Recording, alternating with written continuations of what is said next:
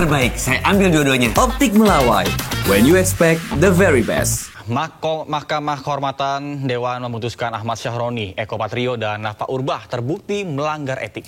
Sementara Diskadir dan Uya Kuya tak terbukti melanggar etik dan bisa aktif kembali menjadi anggota DPR.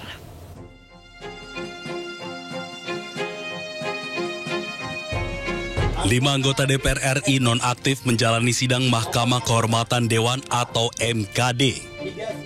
Hasilnya, Ahmad Syahroni terbukti melanggar etik dan divonis nonaktif selama 6 bulan. Nafa Urbah dinonaktifkan 3 bulan, sementara Eko Patrio 4 bulan. Menghukum teradu 5 Dr. Ahmad Syahroni SE.Com nonaktif selama 6 bulan.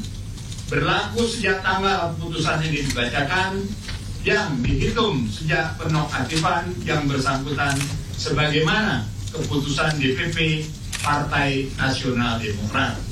13 menyatakan teradu 1, teradu 2, teradu 3, teradu 4, dan teradu 5 selama masa penonaktifan tidak mendapatkan hak keuangan.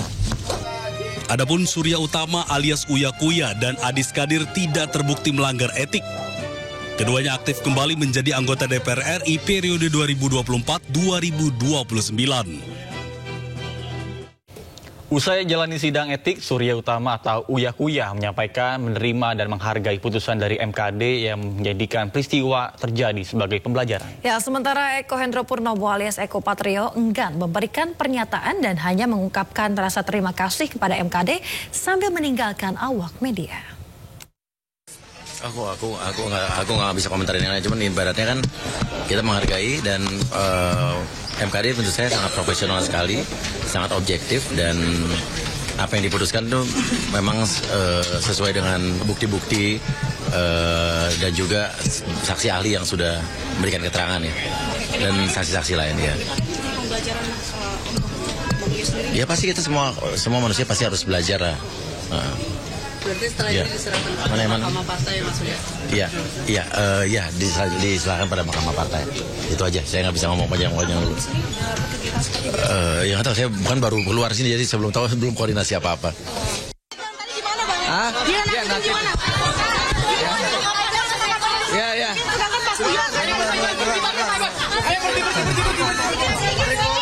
Mas, dikit aja, Mas. Ada yang bisa disampaikan, Mas? Nggak ada yang disampaikan. Terima kasih.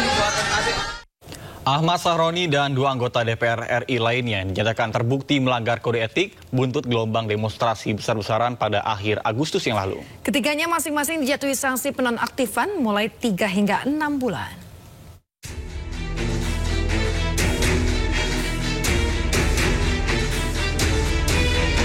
Mahkamah Kehormatan Dewan DPR RI menjatuhi sanksi penonaktifan kepada 3 anggota DPR RI buntut gelombang demonstrasi besar-besaran pada akhir Agustus lalu.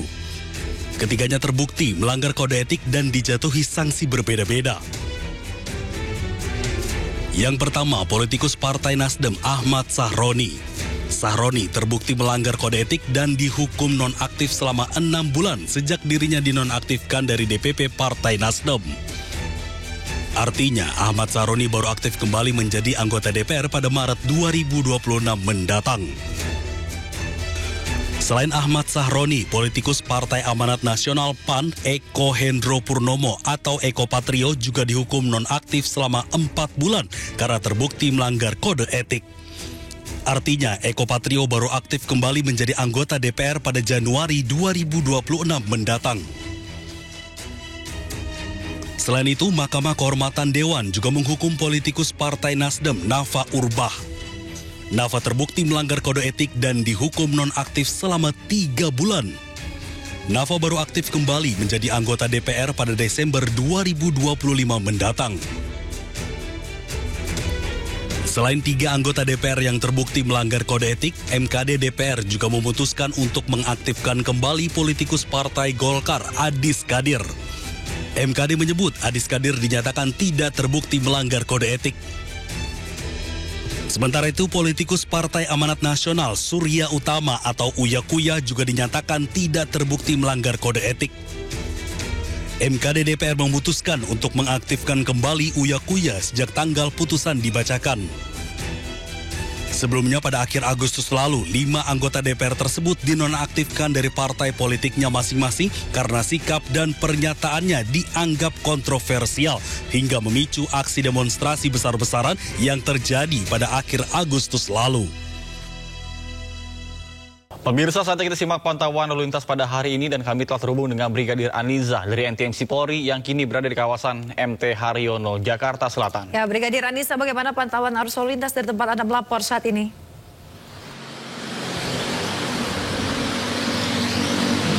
Ya baik, terima kasih Nata dan juga Yasmin serta selamat pagi pemirsa. Saat ini saya melaporkan langsung kondisi arus lalu lintas di kawasan MT Haryono, Jakarta Selatan. Untuk pagi hari ini situasi arus lalu lintas pemirsa sudah mulai terlihat adanya peningkatan volume kendaraan yaitu di jalur arteri, ini dari arah Cawang yang akan mengarah ke Tendian maupun yang akan mengarah ke Kuningan.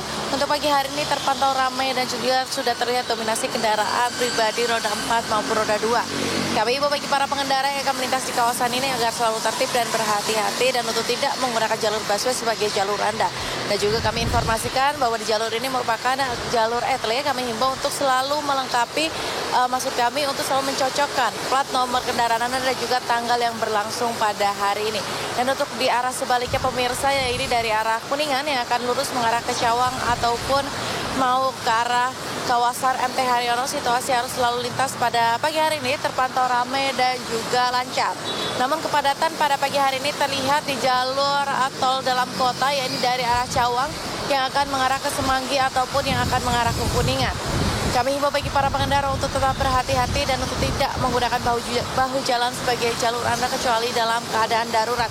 Dan juga pada pagi hari ini juga pemirsa kami informasikan sedang dilakukan rekayasa lalu lintas berupa kontraflow guna mengurai kemacetan. Kami himbau bagi para pengendara untuk tetap berhati-hati dan untuk selalu berkonsentrasi. Dan dari arah sebaliknya sendiri pada pagi hari ini situasi arus lalu lintas masih terpantau dalam keadaan ramai dan lancar. Kami himbau bagi para pengendara untuk tetap berhati-hati dan untuk tidak menggunakan atau mengoperasionalkan telepon seluler pada saat Anda melakukan perjalanan atau mengendarai kendaraan. Dan juga kami informasikan sebelum Anda melakukan perjalanan untuk selalu mengecek, pastikan fisik Anda dalam keadaan yang baik dan juga surat-surat kendaraan Anda dalam keadaan yang lengkap. Dan juga berdasarkan dari data RSMS Korlantas Polri, pemirsa kami informasikan data kecelakaan lalu lintas di seluruh Indonesia dalam kurun waktu 1 kali 24 jam terjadi sebanyak 178 kasus laka lantas. Dengan rincian 10 meninggal dunia, 11 luka berat dan juga 126 luka ringan. Dari data tersebut, 74% didominasi oleh kendaraan roda 2. Untuk itu kami mengimbau bagi para pengendara untuk selalu tertib berlalu lintas guna tercipta perjalanan yang aman, nyaman dan sampai tujuan. Itulah informasi pada pagi hari ini, semoga bermanfaat dan salam presisi. Silakan kembali ke studio.